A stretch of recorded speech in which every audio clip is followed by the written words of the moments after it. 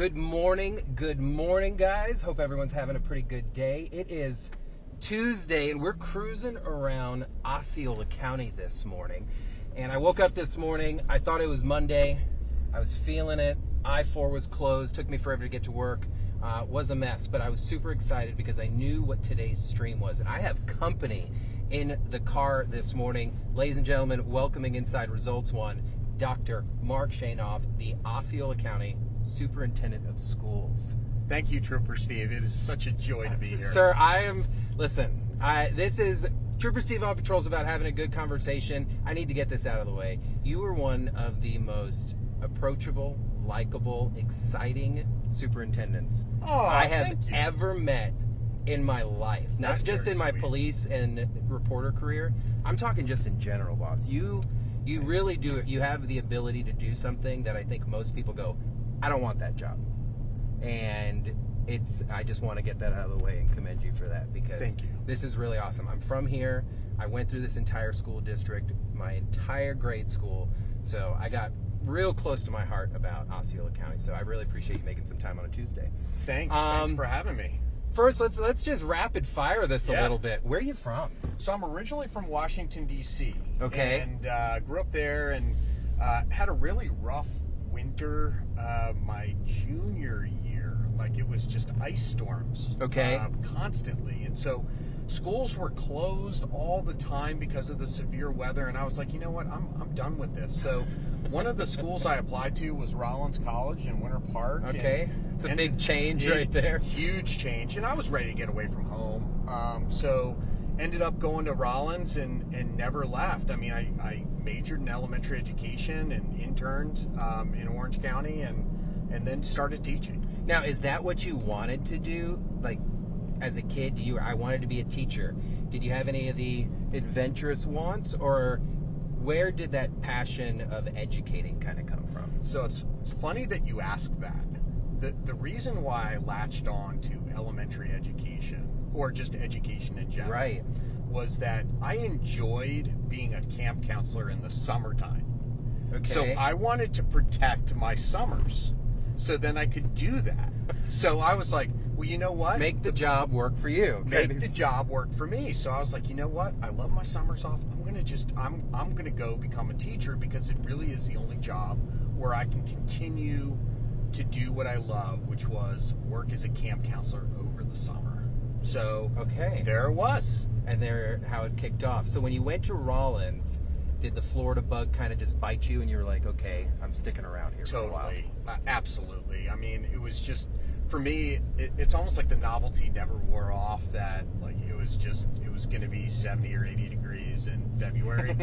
And so there's still an element of that. And you know, I'm the only one in my family who lives in Florida. Everybody still lives in colder climates. So, you know, there's always this, you're so fortunate that after Thanksgiving you get to go back and it's like 75 degrees. And you're like, you know, and it's so not bad. It's not bad. It's not. So, you know, I love it here. I've always loved it here. I love Central Florida. I love what Central Florida has also become. So, you know, the idea that, you know, when I came here in '94 to go to college, things were still relatively small. Orlando was still small. Certainly Winter Park was small. And things have just, you know, they've just boomed here. It's insane. It is. So, you know, I feel like I've been a part of that, especially working in education. All the changes in industry, and it's just kind of like, you know, I've been along for that ride, and it's been a joy. When you were in Orange County, did you, or just as an educator in general, I don't think most people, like I think law enforcement world, I don't think most patrol officers 90% go, I'm going to be chief of police, you know, and that's, in my world, that's your equivalent. You are the chief of police. Where was that moment where you're like, maybe I'm going to be a superintendent? Or did it just happen? Tell me that story, because I think some people seek it, right, and other people are blessed with it. Yeah, so I think that, so I became an assistant principal pretty young. I was 27 years old when I left the classroom. Jeez, to rock move star. Into, yeah, Oh to my, move into administration. 27 at assistant principal? Yeah. So, He's like, I'm not trying to hype it up, but No, I'm but- kind of a big deal. No, but that, it was joking. At the time that I started my assistant principalship, I went back to school to get my business degree. Okay. And the thought was that maybe I didn't want to spend my entire career on the teaching and learning side.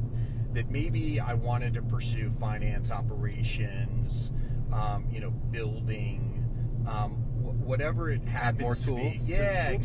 exactly. So, I through that program, I really developed a love of operations. Like that seemed to be like a big thing for me. The logistics of education became this, this North Star for me. Okay. And so, for me, I really only was thinking about the idea of moving into potentially an operations lead position. And so maybe a chief operating officer down the line. And And you were okay with that? I was very comfortable with that. Over the course of my experience, I was an elementary principal, middle school principal, high school principal, and then had the opportunity to actually be a chief operating officer in Volusia County schools. And I fell in love with the work. The work was amazing, and so was then it what you expected? Yes. Okay, And that's a good thing. Yes, it was. And it was problem solving every day, and it was really working in bad news a lot. Buses are late, food isn't up to par, maintenance isn't taking care of what they need to take care of. All those things were things that I was responsible for. You're the fixer. I was the fixer, but having been exposed to a superintendent and working directly with the superintendent at that time, it was like, I like what I'm doing. What if I was able to kind of marry my teaching and learning experience with my ops experience? Really, the only way to do that is to move into the superintendent role. And if it wasn't for Maria Vasquez, superintendent in Orange, Maria really gave me the push that I needed. I was running IT for Orange County prior to coming to Osceola, and Maria pulled me aside one morning in the parking lot. She said, Osceola County is opening up and you need to apply. And I said, I'm good with where I'm at. I'm happy. This story sounds familiar because it's these mentors that truly fall into their role, that go, I need to find people to excel that may not want to do it, but they've got the skill set for it, and push you just a little bit to find it. She did. She absolutely did. And I'm so grateful that she did, because here I am, and I never thought that I would love something as much as I love what I do now. Oh, that gives me tingles. I love when people have a passion about their job. Not because I've heard this years ago. It's not I have to go to work. I get to go to work. And I think there is such a different feel in your body when you wake up in the morning. You're like, man, I get to go do something today. Yeah, and you had Bill Litton. Yes. Yeah, you had Bill Great Litton. emergency manager here. Fantastic. Yes, and he said something that I thought was poignant, and that is only 67 people get to do his job in the state, and only 67 people get to do my job, and it's a challenge. Yes, it's a challenge. It's a mental battle. There are lots of different things, and the work never stops. But it is such a privilege and a blessing to do what I do. I never am short for being grateful of what opportunity I have to impact this community, and that's not lost on me. It's important work. It's the most important work to make sure that our kids are set up for success. Yeah, I think you just put that on the cover of the web copy of this interview, and you're good to go. When you got the call, tell me about that. Because there are moments in my career, there's always the phone call that happens kind of thing, and you remember that, and you're like, you might be waiting, you might not. Tell me about that moment. So interesting. I was in Austin, Texas, at a conference. You're always out of town when that always call out of comes town. out, right? I actually was in the airport in Austin, watching the board meeting, and I was just at the gate getting ready to get on the plane, and you know, I watched it all go down, and I had nobody at that moment. I had nobody to really share that with. Right.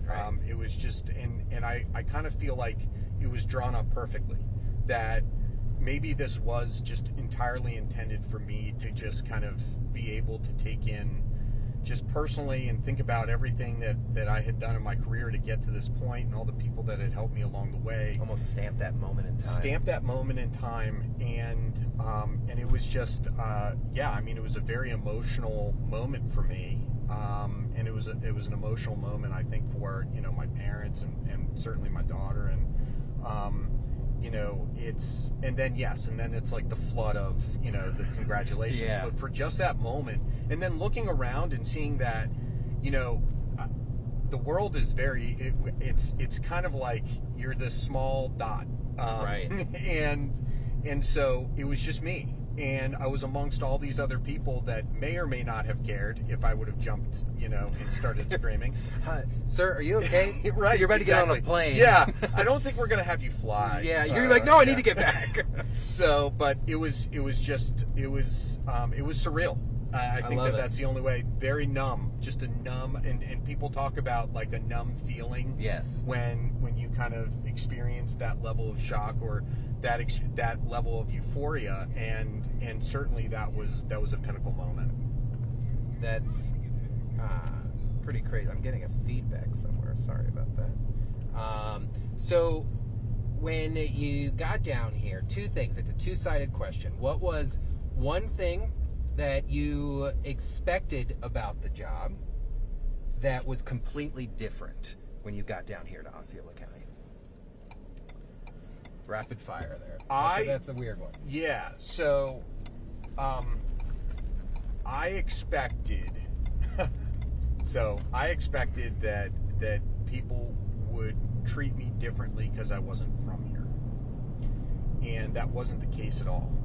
I was welcomed with open arms, and the idea was that, hey, look, you know, yeah, you might be from, you know, Orange County, but this is, you know, I thought that, okay, well, Osceola is completely unto itself, and yes, Osceola has its own culture, but people were very welcoming of me, and I was one of the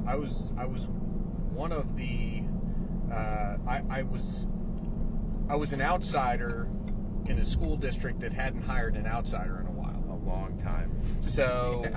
So the idea was, you know, are they going to accept me, and how can I fit in best? And so that was something that was different, because people accepted me very, very quickly, and I think it made it a lot easier for me to really understand the needs of the community faster Without having to go through that part. Yes, exactly. So people were just so welcoming. I'm not gonna lie, there was I get to see things, Dr. Shanoff, from a very unique perspective. I'm never amiss of the blessing that it is, and I was even a little shocked.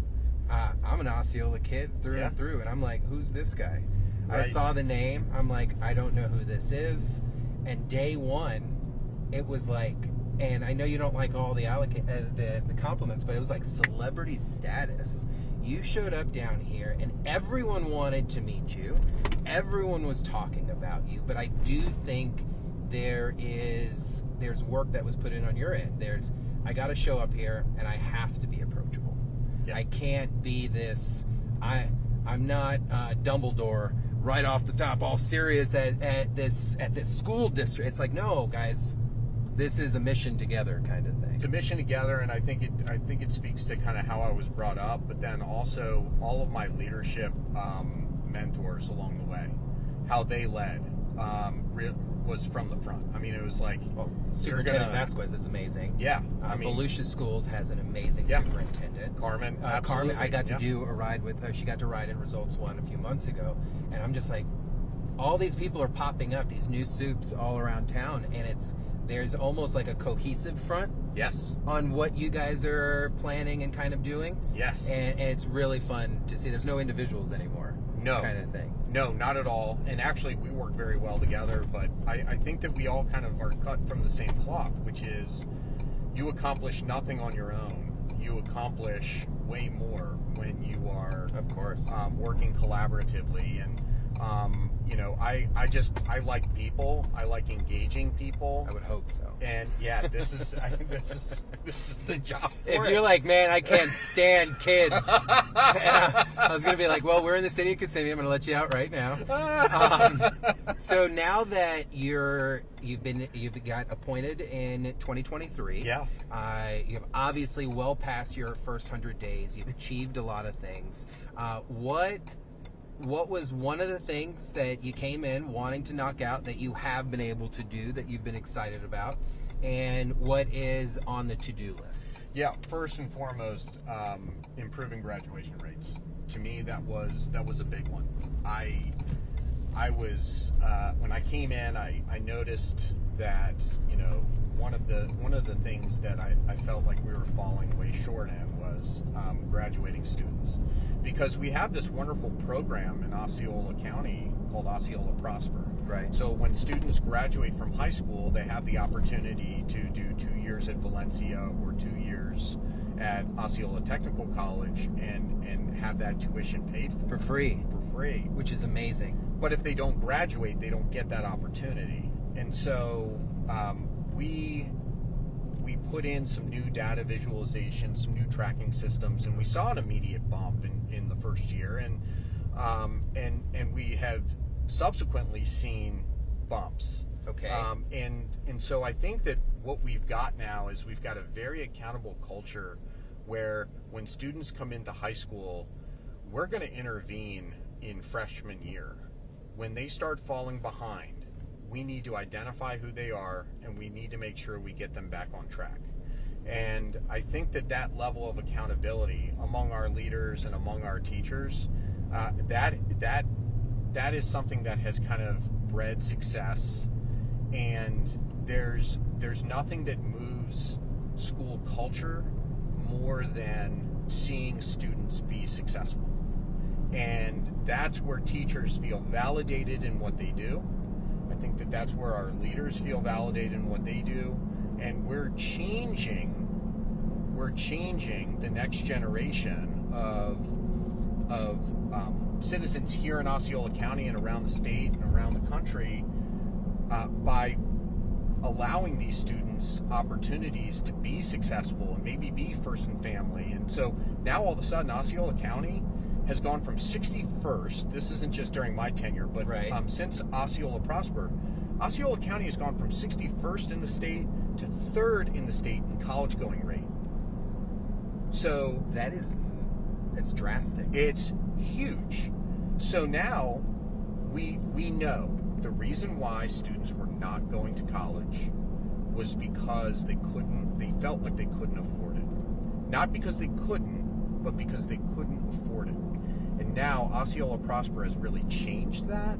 So now our students see a pathway toward success. There's much more motivation to graduate because of what is provided here in Osceola County by our county commissioners. Do you think there was almost do you think there was almost a lack of them knowing about the program and then saying, wow, any of us can do this?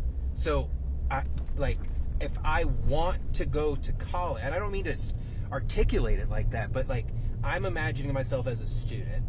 I grew up here in Kissimmee. I knew college wasn't a big option for me. Right. And I was like, but if I'm just sitting here thinking, if a dean or if it was presented to me, wait, it's your choice. If you just so much as choose you want to go to college, all you have to do is graduate. Right. To me, that is such a... Yeah.